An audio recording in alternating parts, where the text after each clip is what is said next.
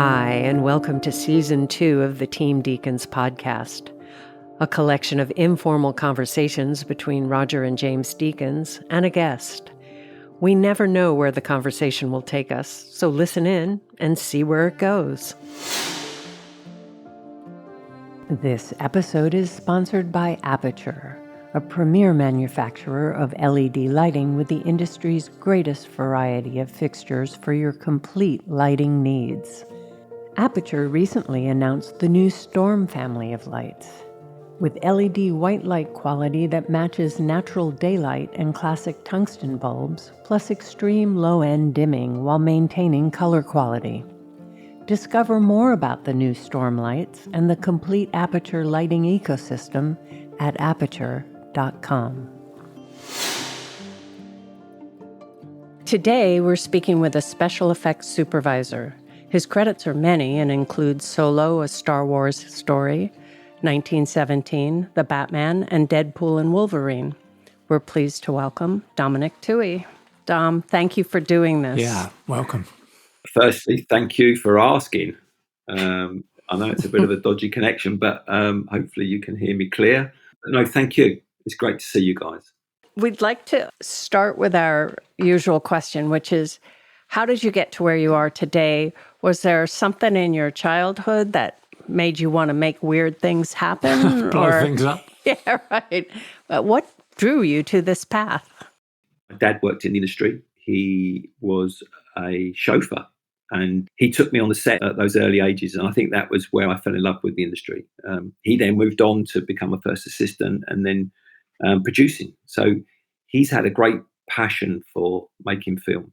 And I think I was very fortunate. I wanted to be a sports teacher when I was at school, but that didn't progress because my dad, he took me on the sets in the summer holidays.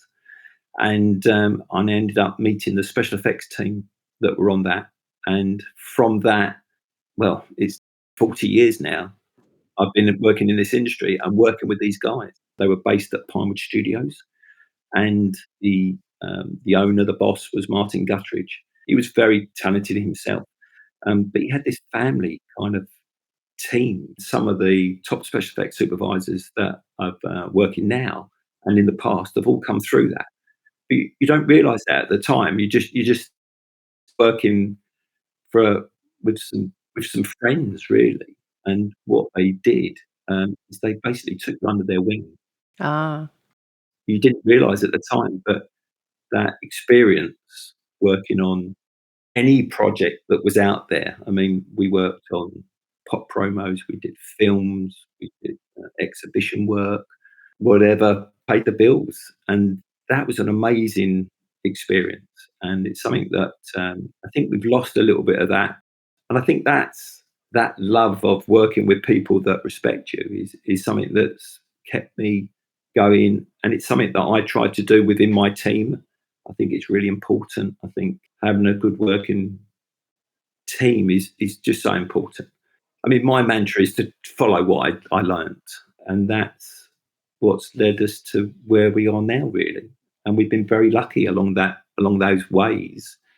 I mean, the interesting thing for me was being at Pinewood Studios, where we were based, because we were the only effects business that was in Pinewood Studios.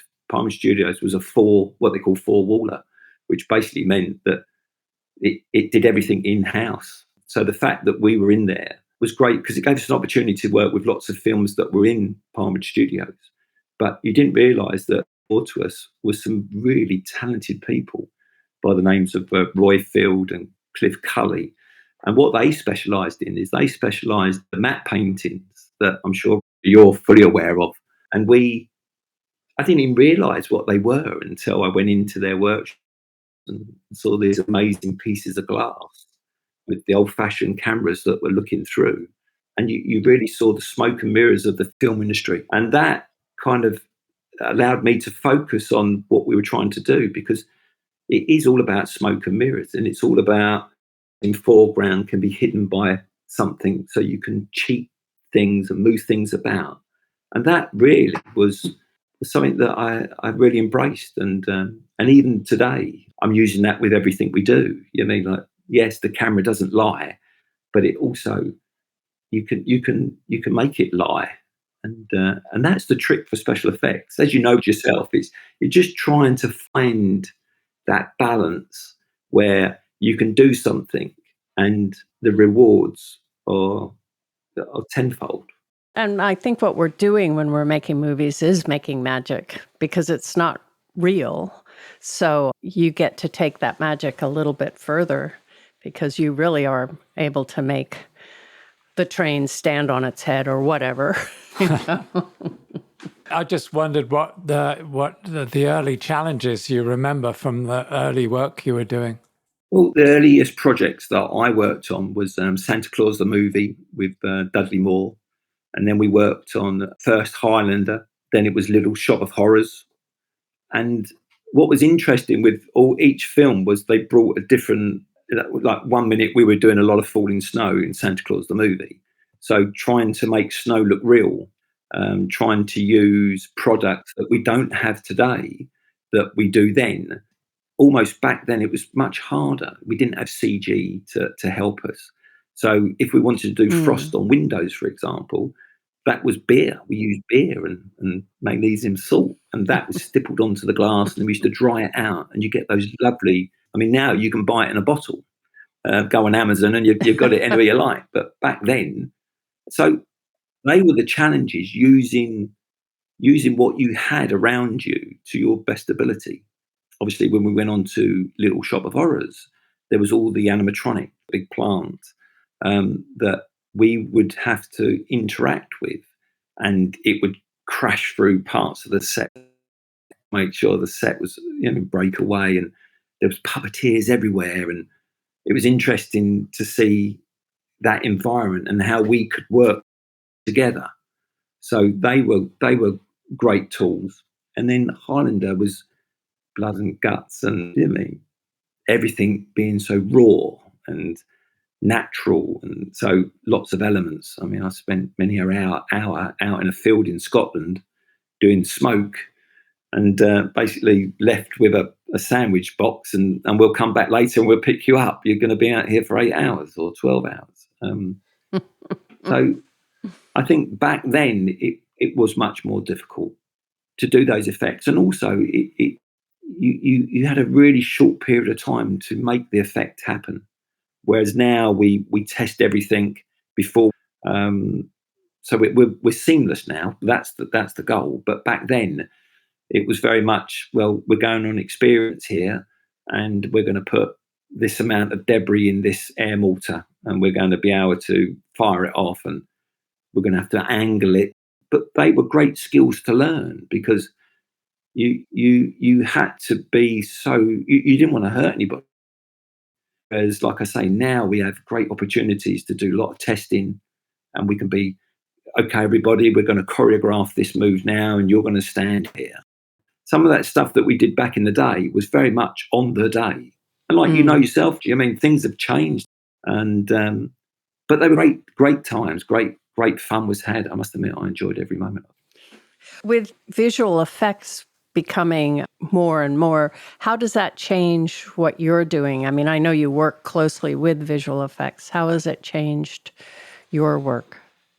I would say that obviously the involvement of computer-generated, visual effects, CGI, allowed us to do more of the smoke and mirrors.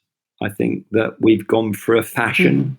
I think it was maybe 20 years ago that everything was visual effects, and that there was probably talk of special effects becoming obsolete, really. But thankfully, that's kind of turned round, and we've now got into a situation where the visual effects departments are being very much, look, we need to work together. I think what's interesting for me is that what we can do, which is start the effect, visual effects can enhance it and make it bigger and make it work. But what they find very difficult is to start the effect. So like we know on 1917, when we did those explosions there, what you get when we do it is you get real reactions. You get it just looks real. Whereas if you'd said to them, look, put those explosions in Post, it becomes a different feel. So, like I say, I mean, it's a good collaboration now between both departments that are doing so. I think things have got much better now. And I think the audience is enjoying it more. I would like to see more physical effects in productions, because I think sometimes it can be used as a tool. It's an easy tool because we haven't thought about what we're going to do, so it just gets added on afterwards. And I think the films or whatever the TV shows you're working on do get affected by that, because I do believe as the audience, if you're caught in that moment and you think it's real, then you've done your job. The moment that you come out of reality, and it works in both formats. If you're in a project where it is reality, then I think you get brought out of that very quickly if it's something that you looks at and it doesn't believe it. Whereas I think if you're in a fantasy film, then I think there's more of that, maybe the camera can go up through your nose and out through your mouth. I mean, we kind of accept that shot, but like I say, I prefer that grounded feel to what we do. I think it's also better for the actors too, because the actors don't have to pretend there's something there, because there is something there that you've provided. I mean, I've been very fortunate. I've worked on the Harry Potters, and when we were working on them, and we had Daniel Radcliffe and all the other actors reacting to real things, makes everyone look at the right spot. It also makes them jump if we do an explosion or something, and you it just looks real. It just feels real. Whereas if you're saying you've got a stick with a tennis ball on the end, and this is going to be your eye line, you'll be surprised how many people just don't look at the tennis ball. Both of you've seen it both in your times. That you're like, are they looking at the tennis ball? You know what I mean? And so that's a great quality for us as a department, and doing it for real is something that it just feels natural. You mentioned 1917, which is obviously, it wouldn't have worked unless you believed you were in that moment. But it's based on a real, kind of a real situation, a real event, World War I. But a film like, say, Star Wars, The Rise of Skywalker, is there a demand now to do more and more in terms of the scale of the sequence and what's asked of you, and in collaboration with VFX as well? I mean, I'm thinking of sorry, my voice is going. I'm thinking of particularly the scene in Skywalker. There's a saber fight with ocean waves crashing over them. It's quite spectacular. I mean, it's kind of unbelievable, but in the context of the movie, not so, Yeah, I mean, what's interesting there is that, like, you start these projects, you have the production meetings, and part of my job is to look at the scenes where we can best use our ability to make the scene better. And that was one of those opportunities where it felt like we could do so much in camera, even though there was going to be a hell of a lot of visual effects on there. And then it comes down to the director. I mean, like JJ was very much he wanted it to be real. He wanted to feel like that wind and that rain was part of the emotion of the scene. So we started off showing tests, and I must admit, we started big. We didn't go small. We went really big. And the interesting thing about that whole sequence is that when we were going to do it, which was at Pinewood Studios, it was going to be the summer. But by the time we actually shot it, it was the winter. And Daisy Ridley shouted my name quite a few times when that water went up in the air and landed on her. Because you could see it within the actors that they kind of tense, and that's real. That's real. It was very cold, and I admire the actors that day for putting up with that cold weather. But yeah, I mean that's they're moments where I think it just works. You believe it, even though the backdrop is all CG. You can see the water falling off the actors. You can see the deck of the ship that they're on with the water cascading, and that's something that, look, the CG now that they can do is amazing. I mean, you look at Avatar, for example. I mean, it's a work of art. But you don't question Star Wars for that. I mean, it just looks real. I mean, and it's in camera. It's all there, and it's, for a director, they can edit what they've got, and then they can add in the bits that they want. Whereas if you start completely dry, it must be a nightmare for a director. Well, and also too, when you're doing it for real on the set, the director has the opportunity to make the changes that he's seeing in front of him. But if it's going to visual effects, because it kind of gets shipped away there and then it comes back, and so the changes are actually probably take a lot longer to figure out what's wrong and everything. But when you're on the set and you're in that mode, you go, nope, it's because it's too fast or whatever. And when you are in prep and you're deciding what's special effects, what's visual effects, when you're going through all of that, since you have a budget, visual effects has a budget, are there times when you go, well, I could do this in camera, but it would be incredibly expensive and I would have so little left in my budget to do all the rest that I have to do? Is that ever a consideration? I think budget is a big part of the film industry. As my department and as the head of the department, it's my responsibility to spend that money wisely. And I think it's more about being realistic. And I think there's times when you need to maybe make your point a bit stronger because you feel that it would be really production friendly and production value. And I think there's times when you've got to say, you know what, I can't do better than them. And yes, 100% this needs to be a visual effects. And I think as the years have gone on, I think it's a bit easier to see that you can read a script and you can kind of go, yeah, that's definitely visual effects. Or this is we could do this. I think for me, showing tests are a great tool, because I think that you show the test, you see the strength and the weakness. And really, it doesn't cost a lot of money. I mean, back in the day, no one had videos. No one had all the technology we have now. I mean, what you can do on your iPhone, you can film a little test, you can edit it, you can WhatsApp it to somebody, and it's really cost effective.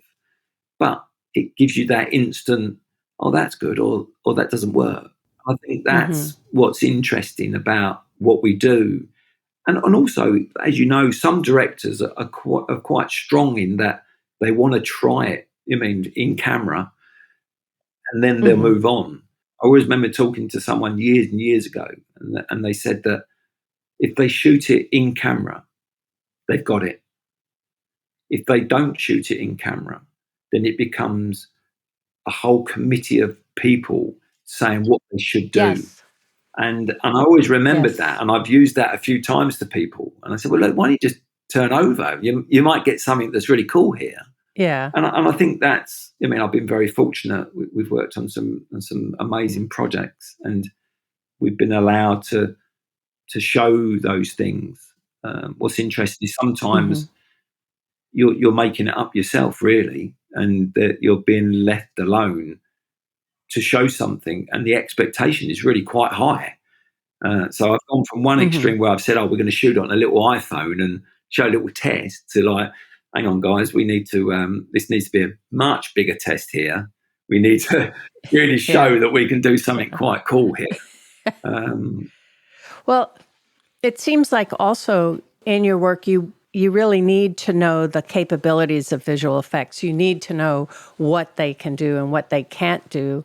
So how do you keep up with, I know you run into it in your own particular projects, but do you watch movies and try and figure out which is visual effects, which isn't, what worked, what didn't work? 100%. I'm a film lover. I like watching films. I'm always intrigued in, you hear me say it all the time, the smoke and mirrors of what we do. And I think the for me, if you can get lost in the moment of watching something, then you don't question anything. And I think that's the goal, is to find that lost in the moment bit where you don't care how they've done it. But after you've watched the film, you'll go, okay, how did they do that? You know what I mean? What did they do there that was so clever? What was the smoke and the mirrors? So yeah, like I'm forever watching things on TV or cinema or whatever, and I'm also very critical. You know, especially of my own department, because I know that it's going to be where we're very fortunate is we work in an industry where we make history, and for many people, they dine out on, oh, that's the best film I've ever seen. That was wonderful. That was so romantic. And we're very, very fortunate that that's where we are. And so it also puts an added pressure on what you do, because I don't want someone to go, God, did you see that film? Wow, that was shocking. You know what I mean? You're like, oh, yeah, I did that. You know what I mean? So I think that's the goal. Smoke and mirrors. You believe it, and then afterwards, how did they do that? And now there's some really clever visual effects that's going on, which technology is amazing. I just hope that we don't lose the romance of making films in real time with real actors, real locations, all of those things. You mean? And I think that if you look at some of those early films that were made in the 50s and the 60s, and how organised they were and where they knew their strengths and their weaknesses were, I think that we need to be a bit more like that in modern day filming, and concentrate on the story, concentrate on just doing it well, rather than having loads of content that people just switch off. So that's the goal for me. Yeah. There seem to be some movies that sometimes I see them and I think, wow, they put that scene of the building toppling over or something just because they could. It doesn't fit in the story. And that really drives me crazy. Yeah. Well, that's what I was trying to say earlier about upping the ante. When you do an effect, you do a car chase and stuff and a truck rolling over, and the next film, you've got to do it bigger and better. But to that point, I wanted to ask you about the Batman, because you worked on Mission Impossible Rogue Nation, and just in those sort of 8 or 9 years, the difference in the technology, the blending of set effects and visual effects to do a sequence like that. Can you talk about that sequence in the Batman? Because it was incredibly spectacular. But I looked at a behind the scenes video. Which sequence are you talking about? The chase with a rolling truck and all that. Oh, okay. The car stuff or the Batmobile stuff. I mean, it's really interesting how it blends different technologies. Yeah, very much so. I mean, the Batman, we were very fortunate. We built the Batcars. The special effects built the Batcars, which is great for us. You've got control over your destiny. So you know the strengths and weaknesses. You can also implement the strengths and weaknesses when you're designing the Batcar and when we build it. So, for example, we knew that we wanted to make the Batcar jump. We knew that we wanted to put it through flames. So we designed the Batcar to jump further than the last Batcar movie did, because we knew how far that one jumped. And I think that was like 80 feet. And we knew that we had to be over 100 feet. So and that's the little things that happens within departments. Chris Corbould did the last Batman and did an amazing job, and his team, fantastic. For me, one of the top special effects supervisors in the UK. So it would be unfair for us not to push the envelope and make it better. So that's the driving force for me and my team.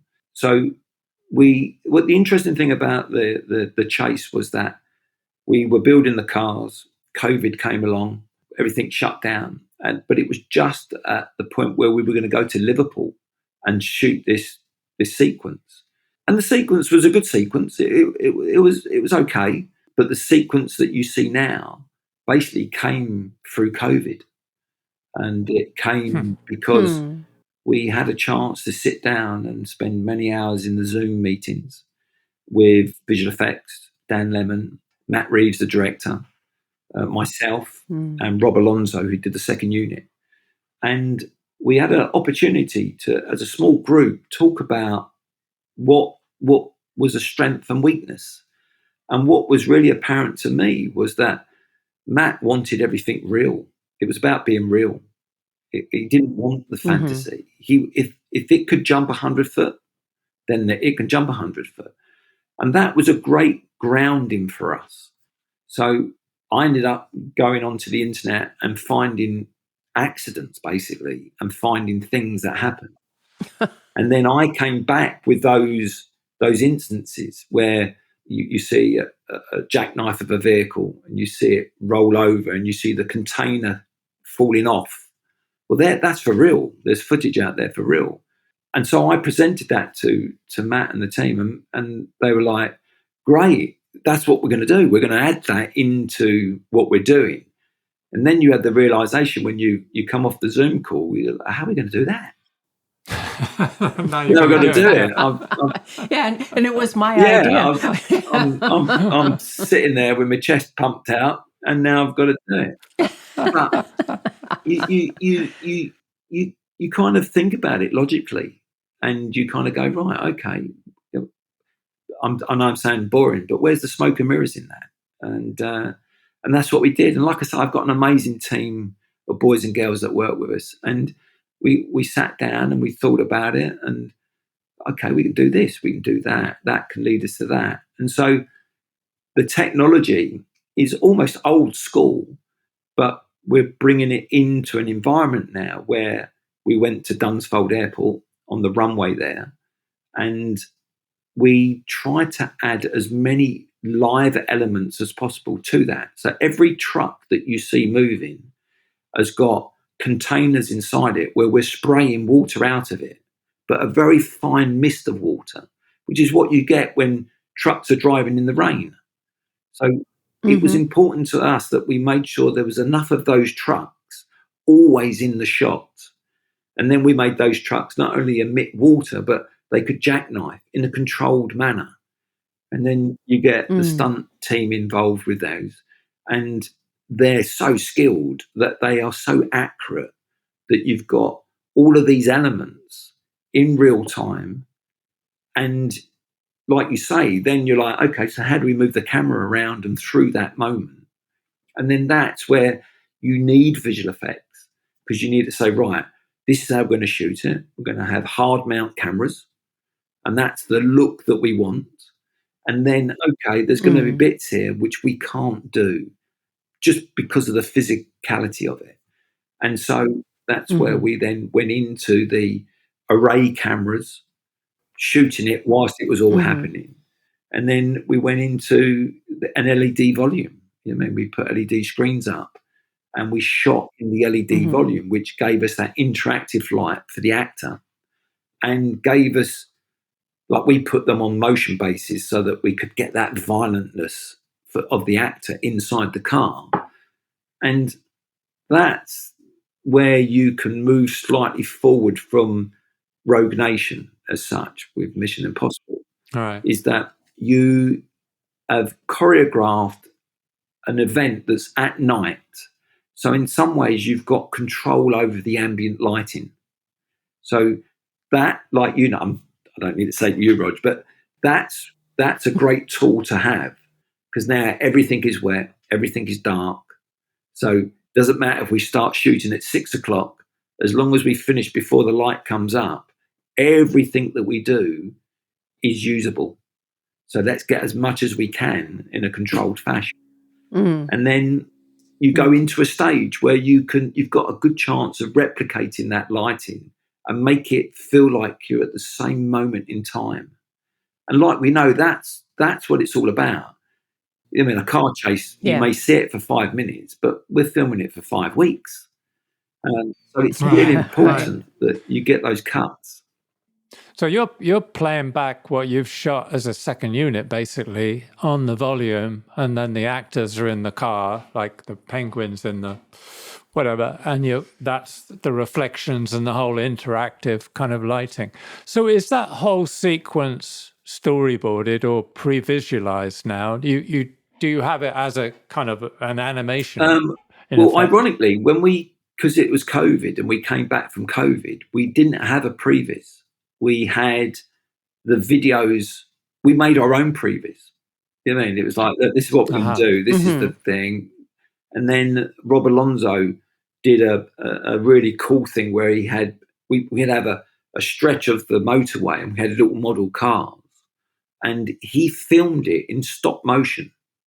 I mean, it was amazing. It must have took it. I mean, good job we all had COVID for 3 months, because it must have taken 3 months to do it. But actually moved cars millimeters at a time and took a picture. And we had a previs of toy cars on a piece of card that had painted lines as if it was the motorway. And that was an amazing tool. I mean, it really gave us an overview of the story. We saw the journey of the Batcar going through the traffic, and then this event happened, and then that allowed that event to happen. And then we scheduled back from that. So as much as it's modern technology that we used, it was still very old school in our approach. And what it did is it gave all the departments an understanding of what we were trying to achieve. Because you know what it's like. You work on a project and there's so many little groups that form that you miss people out. And it's not intentional. It's just, Don wasn't there for that, but you'll tell him. And we all listen to it slightly different. And so you don't quite get the story. Whereas we had this kind of really good game plan, and everyone collaborated together, all of the departments, art department, lighting, special effects, camera. And we had a really good kind of plan of what we could achieve. I mean, we had camera rigs on the Batmobile that were sticking out of the side of the Batmobile, like 12 foot. And we were driving through all of this traffic with a camera 12 foot out, with all the mist and the things jackknifing. And it's a real testament to the skill and craftsmanship of technicians, British technicians. Because, we had no accidents. Everyone went home at night or early in the morning because it was night work. But and it's a wonderful moment when you can do things like that. And then you've got that wonderful tool of visual effects, who then took all of that information and then they looked at it and they said, you know what, we can enhance this. We can put rain effects over the top. Maybe we can put the vehicle slightly closer together. And it's done in such a subtle way. And because you're using real footage, the audience doesn't question it because it looks real. And it's because it is real. That balance, when you get that balance like that, you make a sequence, and you need a bit of luck. I mean, I'm going to say that, everything was perfect, but the one iconic moment, which is the Batmobile coming through the ball of flames and then landing, approaching the penguin car and lifting it up, is all in camera. We did that 3 times. Wow. And every time we had an amazing shot. The first time we did it, it was amazing, but one of the explosions, the actual residue of the fuel, just covered the lens of the camera. So it looked like it was out of focus. And we were like, there's your luck. The second time, exactly the same, and it didn't. And then we were like, should we do one more time? And we were like, we've got nothing to lose. We've still got time in the day. What can we do something different? Can we?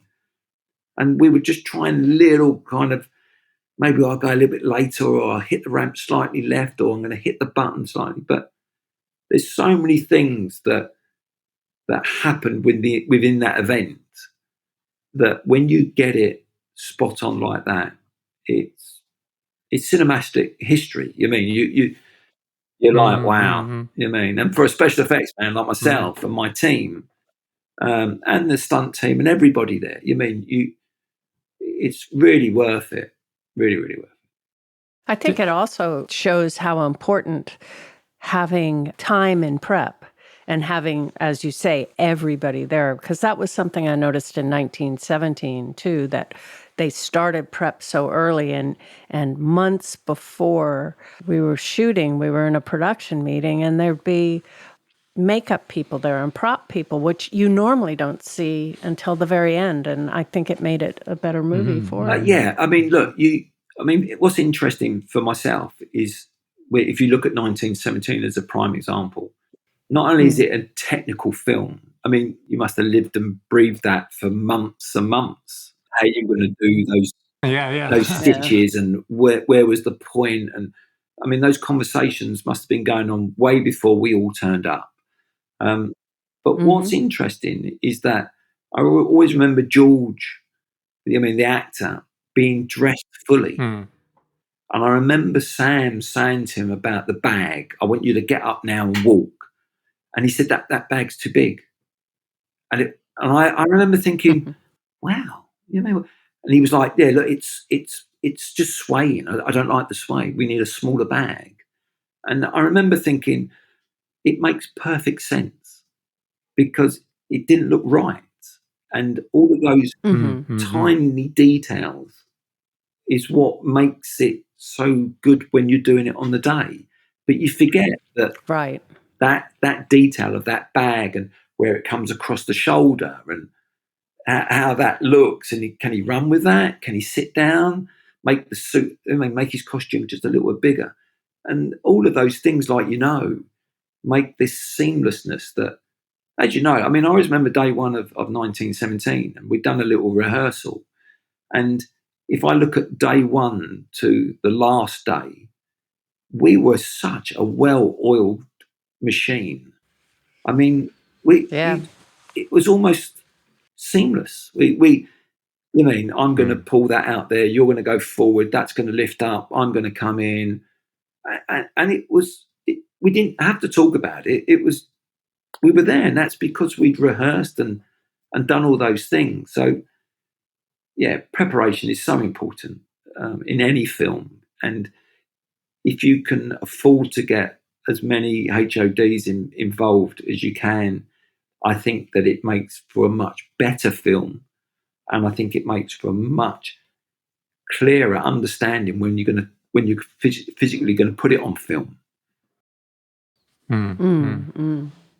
I've said it a number of times. I think 1917 was one of the easiest shoots we've been on in a funny kind of way because it was so well prepared. And I particularly remember the sequence of George running into the destroyed town and the flares going over him.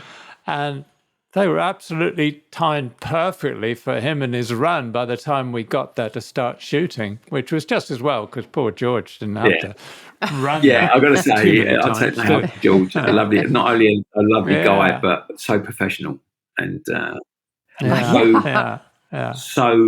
I think it's like all these things. I mean, like we all work hard to try to make everything as good as we can get, but the artists are so important to what we do because if they don't hit their mark, they don't turn. The shot's ruined.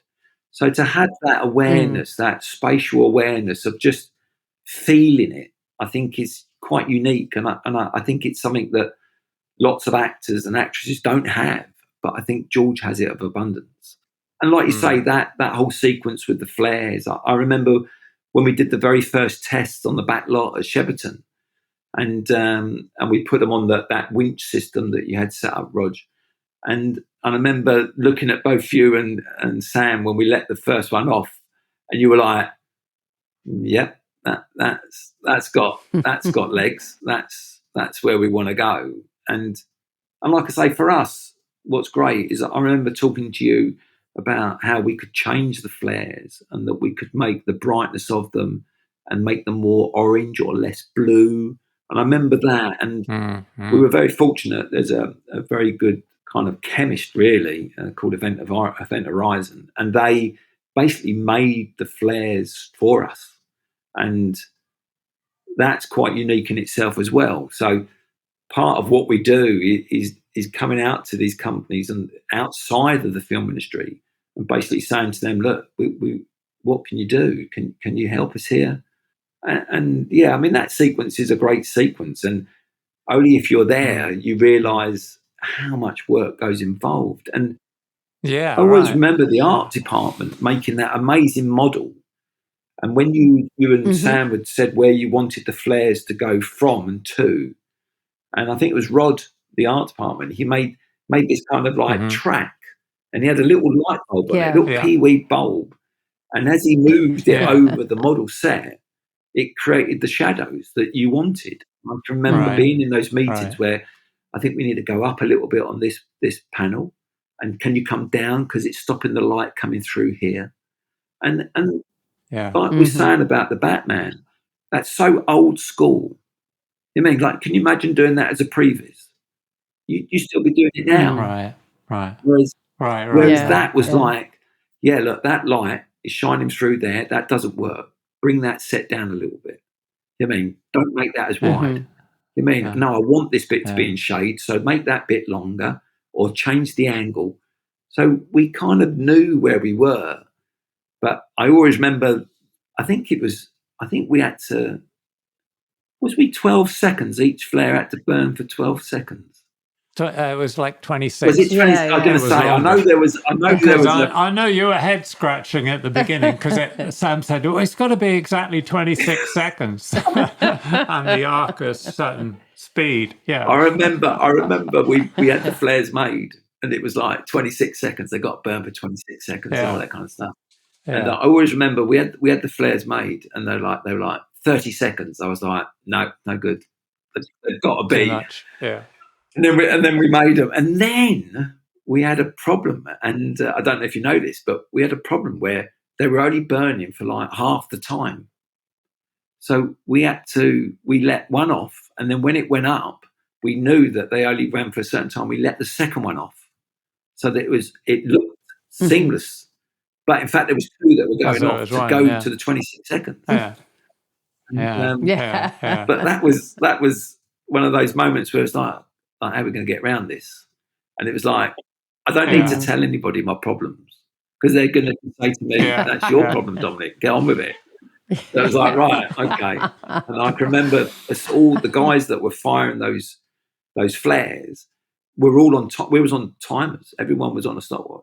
And it was, okay, and now, bang, and ready, 15 seconds, bang, hit the second one.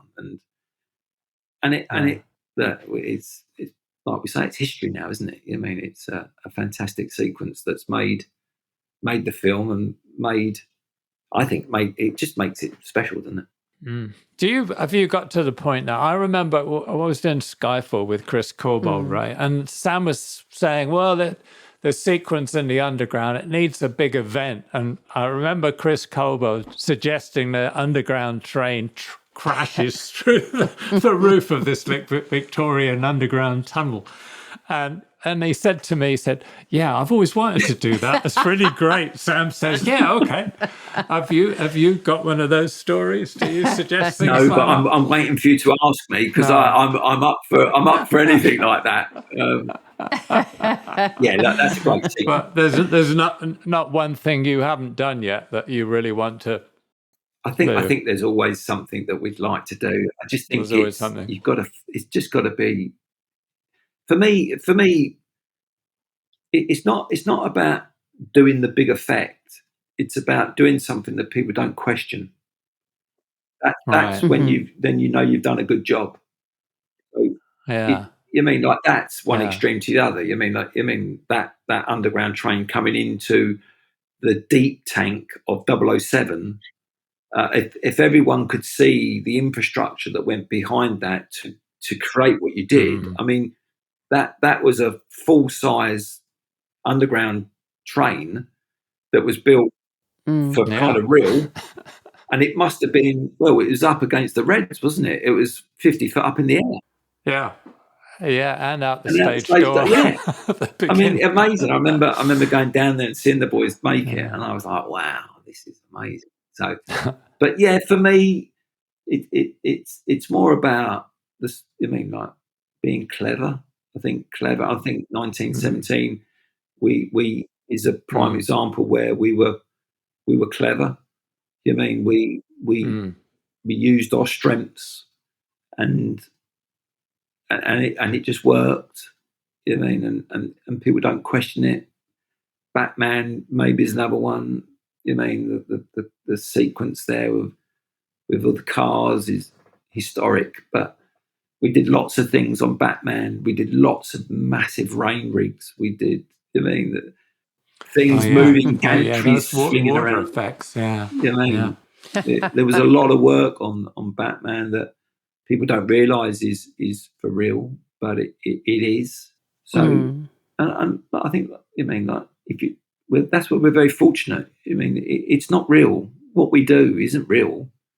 It's make believe, and we're trying to entice the audience into believing that it's real, and that's what it's all about.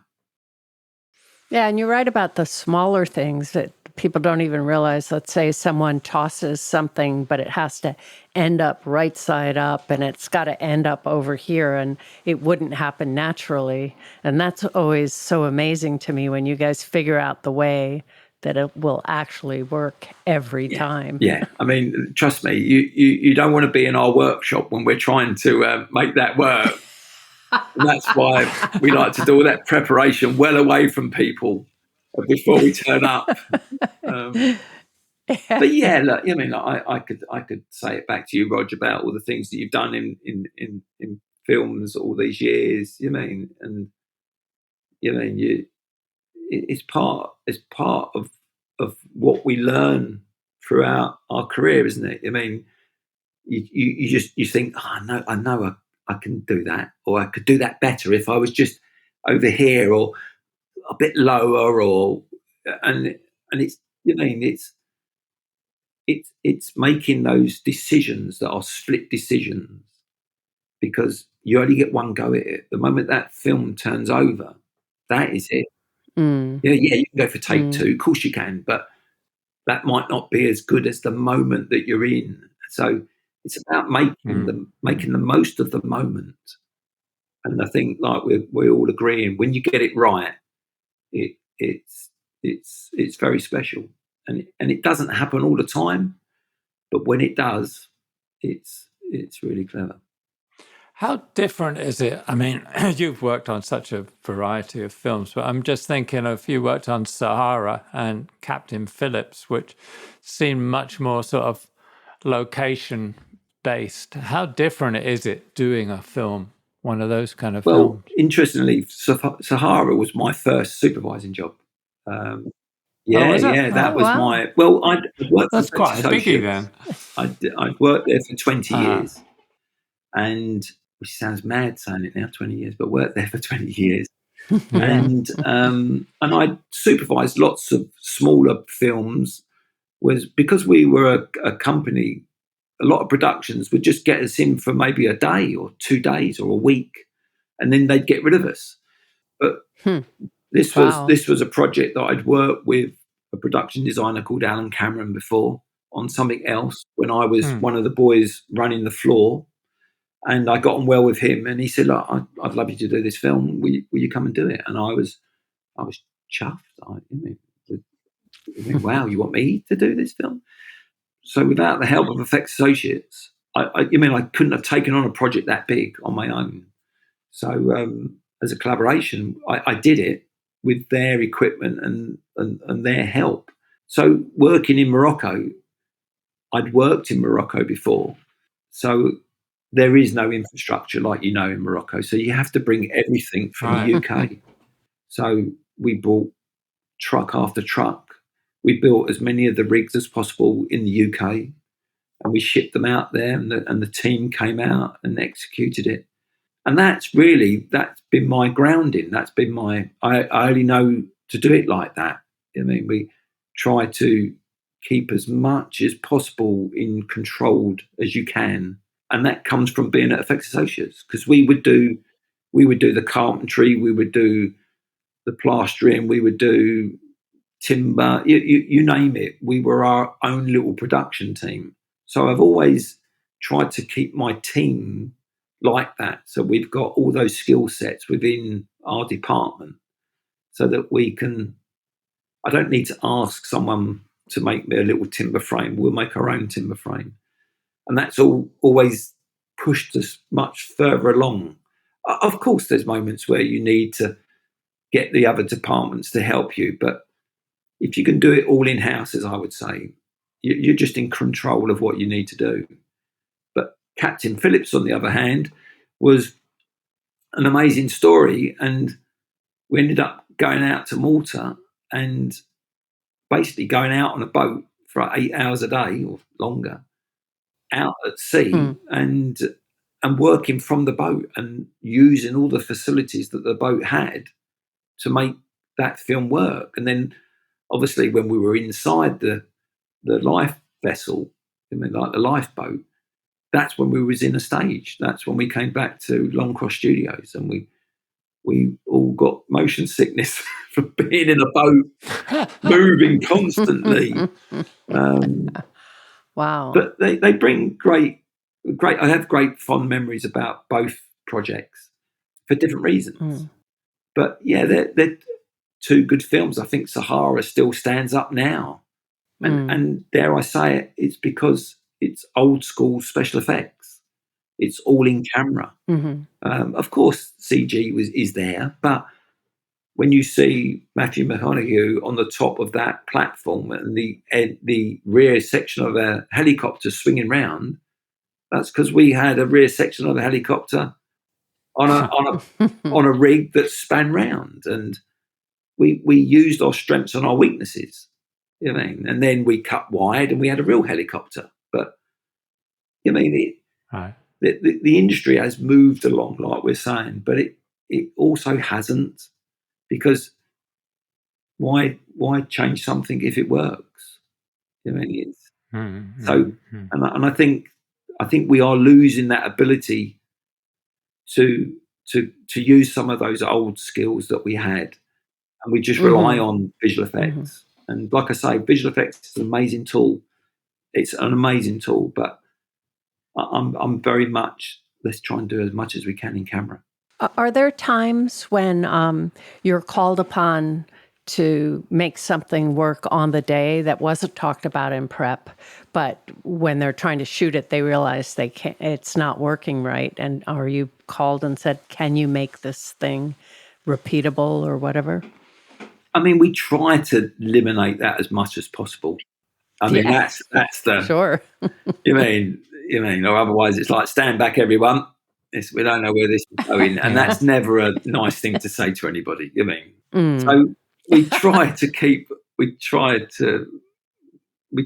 to. But yeah, of course, there's things that happen, and you're reactive to, and sometimes that's the most enjoyable part of it. Really, is that look, they now want to go over there and can we make that car catch a light and it's going to roll over, and it's like, okay, give us an hour and we'll have something for you.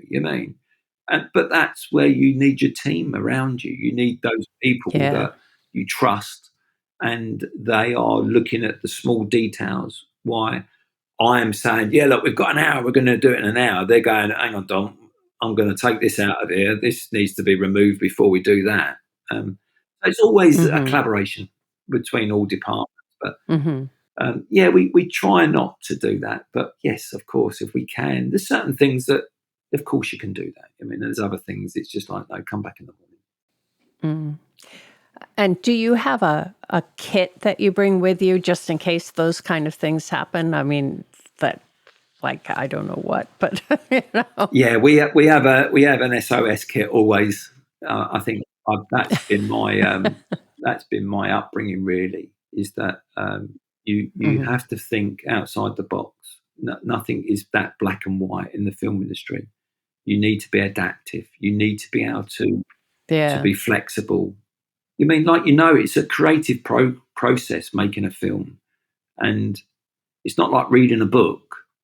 You mean, you turn up and you might have the best plans in the world, but you get there and now all of a sudden it's raining, and what are you going to do? You mean, we were fortunate. 1917. We waited for the weather. I remember down on that stream, but you mean, you're kind of right. Well, look, this is what it is. It's going to stop raining in a minute's time. Everyone ready, and turn over. Or the sun's coming out, and it's like, and you've got someone looking for an eyepiece, and they're going now. And so we've always got that facility where we can react to something, because I think it's really important. We're a service to the film industry. That's what special effects is, and whether that's helping the camera department with making things for the camera, or the lighting department. But that's what we're here to do. We're here to service. It's a collaboration of people that make that film work. And without that collaboration, it saddens me when I hear about crews and people arguing, and I just think there's no need for it. We just want to all come to work. We all want to go home. No one wants to be hurt. But we want to feel like we've done a really good day's work, and we've got something really cool that we can show our grandchildren, show our parents. All of that. I'm very proud about all the projects that we've worked on. Do you always work with a same team of people? I've been very fortunate. I've got one gentleman that works for me that I used to make his tea. And so David Ford is his name if he listens to this, but he gets called other names I can't mention on the podcast. Yes, I'm very fortunate. My workshop with Supervisor Jem Lovett, I've known him for like 30 years. I've got Adam Aldridge, 30 plus years. Ian Biggs, nearly 40 odd years. Lee Winter, probably nearly 40 years as well. And that's just a handful of people that have seen me grow up, basically, and I've worked alongside them. And they've been very gracious with their time and their consistent professionalism, really, to turn up and to do the job. And like yourself, Roger, you've had guys that have worked with you for years, and you trust them implicitly, and it's very difficult to allow someone into that position when you know what they can do. And like we've said before, making a film is you've got moments, and if that moment's gone, you can never get it back. And that means that's not like the moment as in, the sun was in the perfect spot. That means that the actress was in this perfect spot. The sun was in the perfect spot. The effects was great. The hair was perfect. I could go through every department. You can't get another second. That is the moment. You've lost it now. It's gone. So if you are the department that lets that down, you're like, So it's really important. Your team, you're only as good as your team. But that said, do you take trainees? How would somebody start out these days, and how would they get the experience you've had? For me, I think the understanding of what used to be done in camera, it was glass shots and whatever. The understanding of that history is kind of important, really. It informs you why you do some things in certain ways now. How does somebody start out and learn the craft? Well, it's interesting. For me personally, I have lots of people that ask me about their son and daughter that want to come into the film industry and they want to do special effects. And the first thing I ask them is, what's your passion? What's your passion? And you can tell within the first couple of sentences of which department they want to work in.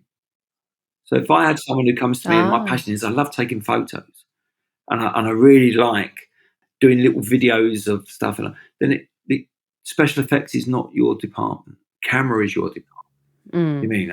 I really like reading. I really like the way that scripts are put together, then you need to be in the script department. You need to be following that route. You know what I mean? And so for me, if you want to be within the special effects world, you've got to have a passion for basically breaking things, taking things apart. That's how I learned as a young child. Yeah. I mean, I was always like, oh yeah, I can fix that, and then the next thing you know, I've got loads of bits in my hands, and I'm like, oh, how do I put that back together? But that's the inquisitiveness of how things work, and that in special effects is really important. Have a hobby, whether it be making models, whether it means that you're radio control models, whether you're painting, you like oil paints, and I mean, it's about understanding the physics of life. It sounds a bit heavy now I'm saying it, but you've got to have a feel for it. I mean, what we do is try to make it believable. So you've got to understand that as something as a bit of smoke, or I mean, it's got to look right. If it doesn't look right, it's not right. So understand Mother Nature. You know what I mean? Like I'm always looking at trees. I sound like quite sad now, but if you see trees blowing in the wind, there's an enormity about it that you can't do with a wind machine, because a wind machine isn't like Mother Nature. There's a sway to the tree. There's a movement, and if you try to make that tree move, it's not as easy as just putting a wind machine on there. And you know, it's not that easy, but people think it is. But you have to be in that mindset that you've got to think outside the box. You've got to think, like, okay, so how are we going to do this? Is this a combination of wind machines? Are there people with wires that are pulling branches? Because no one cares about how you get to the end result. All they care about is what it looks like. I mean, I always say this analogy to lots of people about film industry. If you look at the Technocrane as a prime example, what an amazing piece of engineering. I look at that and it telescopes in and out. I think they've got one now that's 75 feet. I mean, I think they've got 100-foot one, but you look at it. There was 100. We had it on Skyfall, but it was only in the UK for that one day, there you go. I think. But if you look at what goes on the end of that Technocrane, you get a camera. If you look at the technology behind moving that 35mm film through 24 times a second, and then you put a lens on there and filters, and it's amazing, isn't it? I mean, and it captures the moment. That one moment it captures. And we're like in awe of all of that. And then you put it in a situation where you put it in a rain, and there's a special jacket that goes over the Technocrane that telescopes in and out. Yeah. And then there's a plastic bag that goes over that camera that's remembering. But no one questions that. Yeah. We put that plastic bag, we cut some holes in it, we put a bit of tape, and we say, turn over. So I'm never embarrassed to turn up with a bit of string and a bit of tape, because if it works, no one cares, you know. Yeah. Of course, there's the show of it all. That, you mean, you want to see a shiny wind machine and you want to do this and technology's move forward, but no one cares if that tree moves because there's two guys around the back there pulling bits of wire. We kind of go, oh, that looks right. Yeah, turn over. Yeah, I think that was a really good point. It's like not just doing it; it's like understanding why it should look a certain way. The resulting, the result of what you're doing. Yeah. As you say, how the tree actually is moved by wind. And as we've found out that the simplest ways are often the better. Yeah. I call it mantronic. You mean where you don't need a computer, you don't need that. And there's a time and a place, like we know. I mean, there's times that we make some amazing big mechanical rigs where you need them to be controlled by computers. You need that. I mean, it's too dangerous to have that amount of weight moving around with someone just on a lever. Those days have gone. They were back in the day that maybe that happened, but now technology has moved forward, and we have to embrace that. I mean, as my department, we really do have to embrace that, because we need to keep a standard of our work really high so that people trust us. And that's really important. I mean, is that there's a confidence. If they employ us, we turn up. And I've got to say that I do believe that the British film industry on a whole is very professional, and there's a lot of testing, there's a lot of embracing of technology, but there's also old school techniques that are being used. Mm-hmm. My criticism of the industry is that we're not embracing the next generation as much as we should do, and I think there's going to be things that we're going to lose, and that worries me, because there's lots of skills out there, like you just said, with matte paintings, for example. That's not to say that we would do a matte painting now, but I mean, scenic backings, for example, where you've got those amazing artists that would paint in 6 inches away from a backing, where they paint a tree or perspective, and you go, wow, that's an amazing skill. So they're extremes maybe, but I do believe that we need to encourage more of the younger generation. But in the same breath, I don't know if the younger generation are as enthralled to come into the industry as maybe I was, and the keenness of it. That's not to say that there isn't. Obviously, there's guys out there that would love to work in the industry, but it comes at a price, like you know. I mean, the hours that we do, it's very antisocial. You lose years of your life doing amazing things selfishly. I mean, like I say, I think it's my 40th year in the industry, and it doesn't feel like 40 years at all. And yeah, we've won some accolades, but that was only a few years ago. You know what I mean? We'd done 36 years or so before we'd done that. And what's funny is people think because you've won something that you're different to the person you was before you won.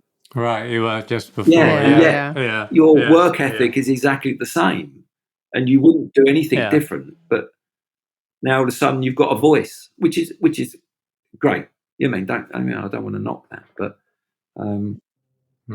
that's the industry, isn't it? You know, it's a fickle industry, but it's an amazing industry. That's a perfect ending. That's great. Thank you, Dom, for doing this. This is great. Not at all. I can't remember what I've said, but I hope I've said the right things.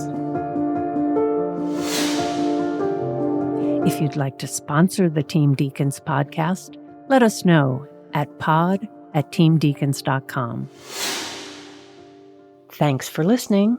If you want more information and further discussion, check out the forums at www.rogerdeakins.com. Becoming a member is free, and you can ask follow-up questions there. And be sure to subscribe to the podcast for more new questions and topics. Also, check us out on Instagram at team.deakins. See you next time.